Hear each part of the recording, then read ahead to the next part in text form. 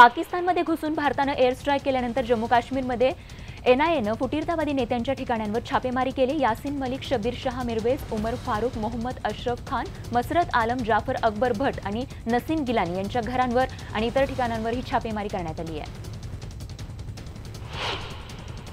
भारतानं air strike करून पाकिस्तानला दणका दिल्यानंतर एक ट्विट सोशल मीडियावर व्हायरल होतं, ज्यामध्ये हल्ल्यापूर्वीच म्हणजे सोमवारी ट्विटरवर द स्किन डॉक्टर नावाच्या युजरनं पाकिस्तानचे पंतप्रधान इम्रान खान याला रिप्लाय करत हल्ल्याबद्दल इशारा दिला होता। 25 तारखेच्या सोमवारी संध्याकाळी 4:47 पाकिस्तानचे पंतप्रधान इम्रान खाननी अफगाणी शरणार्थींबद्दल एक ट्विट केलं होतं, ज्याला रिप्लाय करताना द स्किन डॉक्टरनी काही फायदा नाही, तसाही आज रात्री हल्ला होणार आहे असं ट्विट केलं होतं।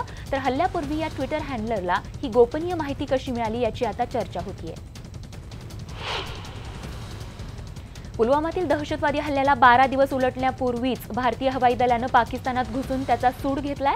भारताच्या मिराज 2000 या विमानांनी अवघ्या 21 मिनिटांमध्ये दहशतवाद्यांचा खात्मा केला। यावेळी 1000 किलो स्फोटकांचा वापर करण्यात आलाय। भारताच्या मिराज 2000 या विमानांनी पाकिस्तानातील मुझफ्फराबाद, चकोटी आणि बालाकोट परिसरातील दहशतवादी तळांवर बॉम्बवर्षाव करून जवळपास 350 दहशतवाद्यांचा खात्मा केलाय। भारतानं पाकिस्तानमध्ये केलेल्या हवाई हल्ल्यात दहशतवादी मसूद अझहरचे 2 भाऊ मारले गेलेत। इब्राहिम आणि मौलाना तल्हा अझहर अशी त्यांची नावं आहेत।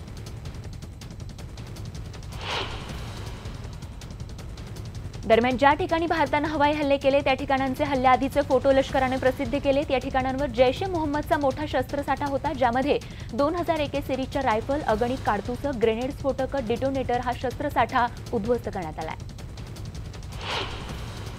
भारताने नियंत्रण रेषेपलीकडे केलेल्या हवाई हल्ल्याचं देशभरातून कौतुक होत आहे, पण पाकिस्ताननं मात्र अपेक्षितरित्या कांगावा सुरू केलाय। पाकिस्ताननं भारताच्या या कारवाईला आगळीक असं म्हटलंय। भारताला योग्य वेळी प्रत्युत्तर देऊ अशी धमकी देखील इम्रान खाननं दिली आहे। पुलवामा हल्ल्याचा बदला घेतल्यानंतर भारतीय हवाई दलानं गुजरातमधील कच्छ इथल्या भुज इथे पाकिस्तानचं ड्रोन उद्ध्वस्त केलंय। ते हेरगिरीसाठी पाठवण्यात आलं होतं। हवाई दलानं ड्रोनवर मिसाईलच्या माध्यमातून निशाणा साधला। पाकव्याप्त काश्मीरमध्ये हवाई दलानं सर्जिकल स्ट्राईक केल्यानंतर पंतप्रधान नरेंद्र मोदी देशवासियांना देश सुरक्षित हातात असल्याचा विश्वास त्यांनी दिल्याचं वक्तव्य केलंय। मैं देश नहीं मिटने दूंगा असं म्हणत नरेंद्र मोदींनी पक्षापेक्षा आम्ही देशाला प्राधान्य देत असल्याचं म्हटलंय। भारताच्या एअर स्ट्राईक नंतर भाजप अध्यक्ष अमित शहा यांनी भारतीय सैन्याचे आभार मानत पंतप्रधान नरेंद्र मोदी यांचं देखील कौतुक केलंय। मोदींच्या खंबीर नेतृत्वाखाली देश सुरक्षित असल्याचं सिद्ध झाल्याचं अमित शहा यांनी म्हटलंय। राष्ट्रवादी काँग्रेसचे अध्यक्ष शरद पवार यांनी भारतीय सैन्याच्या कार्याचं कौतुक केलंय। त्याचवेळी पाकिस्ताननं जर या हल्ल्याला प्रत्युत्तर दिलं तर तो दहशतवाद्यांना पोचतो हे सिद्ध होईल असं ते म्हणाले। तसंच आजच्या एअर स्ट्राईकचं श्रेय जर मोदींना दिलं तर ते संघाच्या मोहन भागवतांनाही द्यायला हवा असा टोलाही पवारांनी लगावलाय। या सर्जिकल स्ट्राईक नंतर राजधानी दिल्लीमध्ये सर्वपक्षीय बैठक पार पडली। या बैठकीत दहशतवाद विरोधी कारवाईंसंदर्भातील विविध मुद्द्यांवर चर्चा झाली। यावेळी भारताकडून पाकिस्तानमधील बालाकोटमध्ये केलेली कारवाई ही लष्करी नव्हे तर दहशतवाद विरोधी कारवाई असल्याचा सूर उमटला। तर दुसरीकडे विरोधकांनी देखील बालाकोट कारवाईबद्दल हवाई दलाचं अभिनंदन केलंय। मी वायुसेनेच्या सर्व जवानांना सलाम करत असल्याचं राहुल गांधींनी ट्विटरच्या माध्यमातून म्हटलंय। पाकिस्तानमध्ये घुसून भारतानं केलेल्या हल्ल्यानंतर आपल्या जवानांचं बलिदान वाया जाणार नाही अशी प्रतिक्रिया मुख्यमंत्री देवेंद्र फडणवीस यांनी दिली। तसंच हवाई दलाचं अभिनंदन देखील त्यांनी केलंय। भारतीय जवानांनी ज्या पद्धतीनं अतिरेक्यांचं तळ उद्ध्वस्त केलं त्याबद्दल मी महाराष्ट्र नवनिर्माण सेनेतर्फे भारतीय हवाई दलाचं मनापासून अभिनंदन करतो असं ट्विट राज ठाकरे यांनी केलंय। दरम्यान पुलवामा हल्ल्याचा आपण बदला घेतला हा सेनेचा महापराक्रम असल्याचं प्रकाश जावडेकर यांनी म्हटलंय। आपल्या जनतेचा पंतप्रधान मोदींवर विश्वास असल्याचंही यावेळी प्रकाश जावडेकर म्हणाले। सरसंघचालक डॉक्टर मोहन भागवत यांनी स्वातंत्र्यवीर सावरकर यांच्या आत्मार्पण दिनी शहीद जवानांच्या तेरवीचं श्राद्ध योग्य प्रकारे घातलं असं वक्तव्य केलंय। वायुदलाने ज्या प्रकारे कारवाई केली आहे ती पाहता सावरकर यांचं नाव घेण्याचा अधिकार आपल्याला प्राप्त झाल्याचं मोहन भागवत म्हणाले। सीमारेषेवर केलेल्या मोठ्या कारवाईसाठी मी भारतीय वायुसेनेच्या शूर जवानांचं अभिनंदन करतो असं ट्विट यशवंत सिन्हा यांनी केलंय। त्यांनी भारतीय जवानांचं अभिनंदन केलंय। तर भाजपच्या खासदार पूनम महाजन यांनी अमिताभ बच्चनचा अमर अकबर अँथन चित्रपटातला डायलॉग ट्विट केलाय। आपण सिर्फ दो मारा लेकिन सॉलिड मारा असं ट्विट करत पूनम महाजन यांनी भारतीय सैन्य आणि पंतप्रधान नरेंद्र मोदींचं कौतुक केलंय। सर्जिकल स्ट्राईक नंतर समाजवादी पार्टीचे नेते अबू आझमी विधान भवनात तिरंगा घेऊन आले होते। भारतीय लष्कराचा आपल्याला अभिमान आहे अशी प्रतिक्रिया यावेळी त्यांनी दिली आहे। भारतानं पाकिस्तानची नांगी ठेचल्यानंतर बीएसएफच्या जवानांनी आनंद व्यक्त केला। मात्र जोपर्यंत पुलवामाचा मास्टरमाइंड ठार होत नाही तोपर्यंत बदला पूर्ण होणार नाही अशी प्रतिक्रिया देखील बीएसएफच्या जवानांनी दिली आहे। पाकिस्तानची नांगी ठेचल्यानंतर सीआरपीएफ जवानांनी मोठा जल्लोष साजरा केलेला आहे। ये देश है वीर जवानों का हे गाणं म्हणत त्यांनी आपला आनंदोत्सव साजरा केला। सर्जिकल स्ट्राईक नंतर मुंबईतही जल्लोष करण्यात आला। भेंडी बाजारात अंजुमने इस्लाम संस्थेने लाडू वाटून भारताचा विजय साजरा केला आहे। मुंबईकरांनी रस्त्यावर उतरून जल्लोष केला। भारत माता की जय वंदे मातरम या घोषणांनी परिसर दणाणून सोडला होता। भारतीय सैन्याने यापुढे देखील अशीच लष्करी कारवाई करावी अशी मागणी देखील यावेळी नागरिकांनी केली। सर्जिकल स्ट्राईकनं भारतीयांमध्ये पुन्हा एकदा राष्ट्रभक्तीचं स्फुल्लिंग चेतवलंय। मुंबईमध्ये छत्रपती शिवाजी महाराज टर्मिनस समोरील सेल्फी पॉइंटवर विद्यार्थ्यांनी तिरंगा घेऊन जल्लोष केला। तसंच भारतीय लष्कराला शुभेच्छाही दिल्या। पाकिस्तानच्या नांग्या ठेचल्यानंतर विधान भवनाच्या परिसरात भाजपच्या आमदारांनी जल्लोष साजरा केला। मिठाई वाटत आमदारांनी आपला आनंद व्यक्त केला। मुंबईतील असलफा परिसरातील नागरिकांनी ढोल ताशांच्या गजरात जल्लोष साजरा केला। भारत माता की जयच्या घोषणांनी परिसर दणाणून सोडला होता। ही तर एक झांकी है, कराची अभी बाकी है अशा घोषणाही यावेळी देण्यात आल्या। कल्याण डोंबिवली शिवसैनिकांनी जल्लोष केला। डोंबिवलीच्या शिवाजी महाराज पुतळ्याला हार घालून जोरदार घोषणाबाजीही करण्यात आली। पाकिस्तान मुर्दाबाद, भारतीय जवानांचा विजय असोच्या घोषणा यावेळी देण्यात आल्या। अंबरनाथमध्ये युवा सेनेच्या कार्यकर्त्यांनी फटाके फोडून तसंच ढोल वाजवून पाकिस्तानवरील बॉम्ब हल्ल्याचा आनंदोत्सव साजरा केला। नवी मुंबईतील वाशीमध्ये भाजप आणि शिवसेनेच्या कार्यकर्त्यांनी आनंदोत्सव साजरा केला। कार्यकर्त्यांनी लोकांना पेढ्याचंही वाटप केलं तर तिरंगा ध्वज फडकावत जल्लोष करण्यात आला। नाशिक जिल्ह्यातलं सैनिकांचं गाव म्हणून ओळख असलेल्या वडाळी भोई गावात उत्स्फूर्त जल्लोष बघायला मिळाला। याच गावात शहीदांची संख्या मोठी आहे, त्यामुळे या जल्लोषाला एक वेगळाच अर्थ होता। बुलढाणा जिल्ह्यातील खामगाव तालुक्यात फटाके वाजवून पाकिस्तानचा बदला घेतल्याचा आनंद साजरा करण्यात आला। तसंच स्थानिक राजकीय नेत्यांनी या हवाई हल्ल्याचं जोरदार स्वागत केलं। यावेळी नागरिकांनी रस्त्यावर उतरून आनंदोत्सव साजरा केला। तिकडे वर्ध्यातही ढोल ताशांच्या गजरात फटाके फोडून आनंदोत्सव साजरा करण्यात आला। यावेळी पाकिस्तान मुर्दाबादच्या घोषणाही देण्यात आल्या।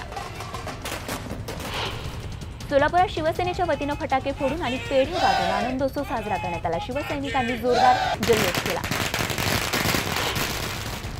हिंगोली शहरातील गांधी चौकात नागरिकांनी फटाके फोडून जल्लोष केला। यावेळी वंदे मातरम, पाकिस्तान मुर्दाबाद, भारत माता की जय अशा घोषणा देण्यात आल्या। मनमाड, मालेगावसह नाशिक जिल्ह्यातील ग्रामीण भागातही नागरिकांनी रस्त्यावर उतरून जल्लोष केला। यावेळी फटाक्यांची जोरदार आतिषबाजीही बघायला मिळाली। नंदुरबारमध्ये भाजपच्या वतीनं जल्लोष करण्यात आला। ढोल ताशा वाजवत फटाके फोडून कार्यकर्त्यांनी आपला आनंद साजरा केला। रायगड जिल्ह्यातील महाडच्या फौजी आंबेवडे गावातही आनंदोत्सव साजरा करण्यात आला। गावातील नागरिक आणि माजी सैनिकांनी एकच जल्लोष केला। तिकडे मावळमध्येही फटाके फोडून जल्लोष साजरा करण्यात आला। यावेळी साखर देखील वाटण्यात आली तर पाकिस्तान मुर्दाबादच्या घोषणाही देण्यात आल्या। पुलवामा हल्ल्यानंतर अलर्टवर असलेले नौदल हवाई हल्ल्यानंतर आता युद्धस्थितीचा सामना करण्यास सज्ज झाले। पश्चिम नौदल कमांड अंतर्गत नौदलाच्या युद्धनौका आणि लढाऊ विमानं रेडिनेस प्लॅटफॉर्मवर ठेवण्यात आली आहेत। त्यामुळे मुंबई आणि समुद्री सुरक्षिततेसाठी पश्चिम नौदल कमांड सज्ज झालाय। पाकिस्तानमध्ये भारतीय सिनेमांच्या रिलीजवर बंदी घातल्यानंतर मुंबईतील फिल्म वर्कर्स असोसिएशननं पंतप्रधानांना पत्र लिहिलंय। पाकिस्तानी कलाकारांना भारतात बंदी घाला तसंच पाकिस्तानी कलाकारांसाठी भारताचा व्हिसा बंद करण्याची मागणी देखील या पत्राद्वारे करण्यात आली आहे। संरक्षण कवचाला साजेशी कामगिरी आपल्या जवानांनी केली, त्याचा विशेष अभिमान वाटतो। आत्मसन्मान असलेल्या देशानं जे करायला हवं तेच आपण केलं अशी प्रतिक्रिया ज्येष्ठ अभिनेते कमल हसन यांनी दिली आहे। तर master blaster Sachin Tendulkar surgical स्ट्राईकचं त्यांनी देखील कौतुक केलंय। आमचा चांगुलपणा म्हणजे आमचा कमकुवतपणा नाही असं ट्विट सचिनने केलंय। भारतानं पाकिस्तानवर केलेल्या हल्ल्याचे पडसाद पाकिस्तान संसदेतही उमटले. इम्रान शेम अशा घोषणा पाकिस्तान संसदेत देण्यात आला. पाकिस्तानच्या संसदेत पंतप्रधान इम्रान खान विरोधात घोषणाबाजी करण्यात आल्याचं बघायला मिळालं. भारतानं जो एअर स्ट्राईक केला त्यानंतर आम्ही भारताला जशाच तसं उत्तर देऊ. आता भारतानं सरप्राईज हल्ल्याचं वाट पाहावी अशी दरपोक्ती पाक लष्कराचे प्रवक्ते मेजर जनरल आसिफ गफूर यांनी केली आहे. पाकिस्ताननं त्यांच्या हद्दीत कार्यरत असणाऱ्या दहशतवादी गटांवर तात्काळ कारवाई करावी असा सल्ला ऑस्ट्रेलियाकडून पाकिस्तानला देण्यात आलाय. भारतानं केलेल्या एअर स्ट्राईकच्या पार्श्वभूमीवर ऑस्ट्रेलियाच्या परराष्ट्र मंत्री मारिस पायन यांनी हा हल्ला दिलाय.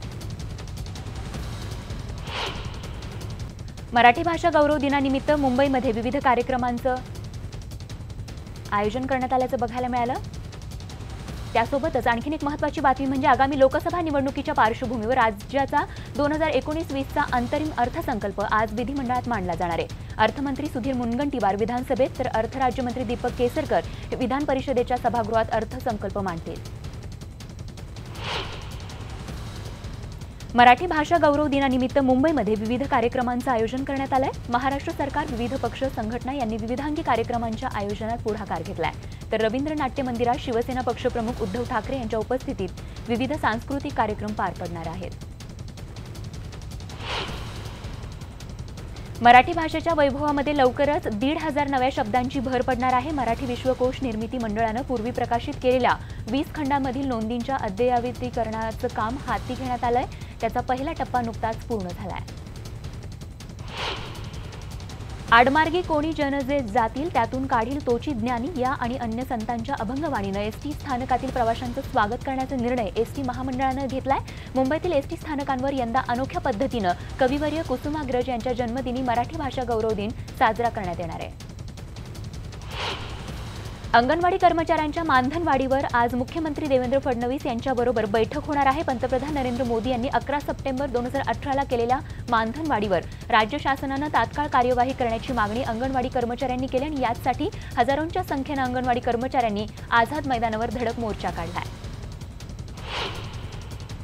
भाजपचा कमल ज्योती संकल्प कार्यक्रम बाणगंगा इथे मुख्यमंत्र्यांच्या उपस्थितीत आयोजित करण्यात आला. यामध्ये भाजप सरकारचे लाभार्थी आणि मुख्यमंत्री बाणगंगेच्या पाण्यात दिवे सोडणार आहेत. या माध्यमातून लाभार्थींना मिळालेले फायदे अन्य लोकांना समजावेत यासाठी या कार्यक्रमाचं आयोजन करण्यात आलं आहे. पुण्यातील कर्णबधीर आंदोलनकर्त्यांवरील लाठी हल्ल्याचे पडसाद महाराष्ट्रभर उमटू लागलेले आहेत. या घटनेच्या निषेधार्थ परभणीमध्ये दिव्यांग, कर्णबधीर आणि इतर संघटनांनी मोर्चा काढला. यावेळी काळ्या फिती लावून जिल्हाधिकारी कार्यालयावर निषेध नोंदवण्यात आला. साईबाबा संस्थानातील कंत्राटी कर्मचाऱ्यांना सेवेत कायम करून घेण्याचा आणि 2000 कायम कर्मचाऱ्यांना 7वा वेतन आयोग देण्याचा निर्णय साई संस्थाननं घेतलाय. साई संस्थानचे अध्यक्ष डॉक्टर सुरेश हावरे यांनी याबाबत माहिती दिली आहे. या दोन्ही निर्णयामुळे संस्थानच्या तिजोरीवर वर्षाला 25 कोटींचा अधिकचा बोजा पडणार आहे. कर्नाटकमधील NM कुमार आणि त्यांची पत्नी रूपा कुमार हे दाम्पत्य कन्याकुमारीपासून काश्मीरपर्यंतच्या प्रवासाला निघाले आहेत. नालासोपारा गालानगर इथे आलेल्या या दाम्पत्यानं sweat India, fit India, BP sugar छोडो इंडिया आणि सैनिकांसाठी सेना कल्याण निधी असे 3 संदेश देत भारत भ्रमण सुरू केले आहे. भिवंडी तालुक्यातील भिनार गावात खावटी कर्ज घेण्यासाठी मोठ्या संख्येनं महिलांनी गर्दी केली होती. ही गर्दी वाढल्यानं अर्ज घेणाऱ्या व्यक्तीनं पळ काढल्यानं संतप्त महिलांनी रास्ता रोको आंदोलन केलं. चंद्रपूर जिल्ह्यात पिंपरडाच्या जंगलामध्ये बांबू कटाई करून येणाऱ्या महिलांवर वनविभागानं केलेल्या कारवाईच्या विरोधात संतप्त जमावानं वनविभागाच्या कार्यालयावर हल्ला करून वाहनांची तोडफोड केली.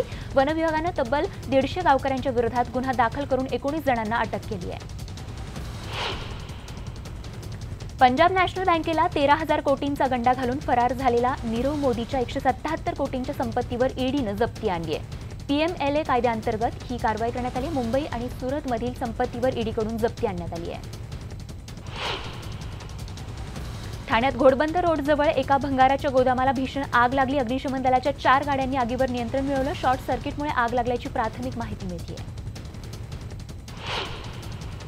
अभंगवाणीने एसटी स्थानकातील प्रवाशांचं स्वागत करण्याचा निर्णय एसटी महामंडळानं घेतलाय. मुंबईतील एसटी स्थानकांवर यंदा अनोख्या पद्धतीनं कविवर्य कुसुमाग्रज यांच्या जन्मदिनी मराठी भाषा गौरव दिन साजरा करण्यात येणार आहे. होळीनिमित्त पश्चिम रेल्वेनं मुंबई सेंट्रल ते नवी दिल्ली मार्गावर 10 विशेष फेऱ्या चालवण्याचा निर्णय घेतलाय. 28 फेब्रुवारीपासून या विशेष ट्रेनचं आरक्षण खुलं होणार आहे.